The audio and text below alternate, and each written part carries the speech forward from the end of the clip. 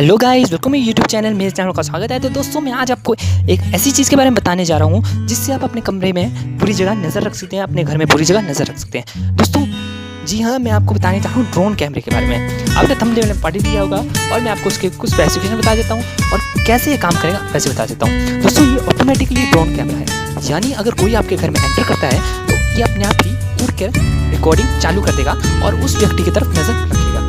नज़र रखने के साथ ही ये आपके फ़ोन में लाइव वीडियो भेजता रहेगा और कौन आपके घर में आ रहा है उसके बारे में आपको बताया जाएगा। दोस्तों, अभी तक ये बाज़ार में नहीं आया है, लेकिन ये काफ़ी अच्छा होम सर्विलेंस कैमरा है। ये ड्रोन कैमरा कहीं भी आपके घर में बाउंड्री सेट करने के बाद जा सकता है और कहीं भी आपके कमरे में घुस सकता है। दोस्तों, ये किसी से भी नहीं टकराता और ये अपनी हर बाधा से बच जाता है। ये हर तकनीक से लैस है। दोस्तों, मैं आपको प्रेफर करता हूँ कि आप इस ड्रोन कैमरे को लें अगर आप सिक्योरिटी के मामले में सुनिश्चित करना चाहते हैं कि आप अच्छा कोई डिवाइस लेना चाहते हैं तो दोस्तों, आज के लिए इतना ही। मेरे चैनल को सब्सक्राइब कर दिए, वीडियो को लाइक करना ना भूलें। तब तक के लिए धन्यवाद।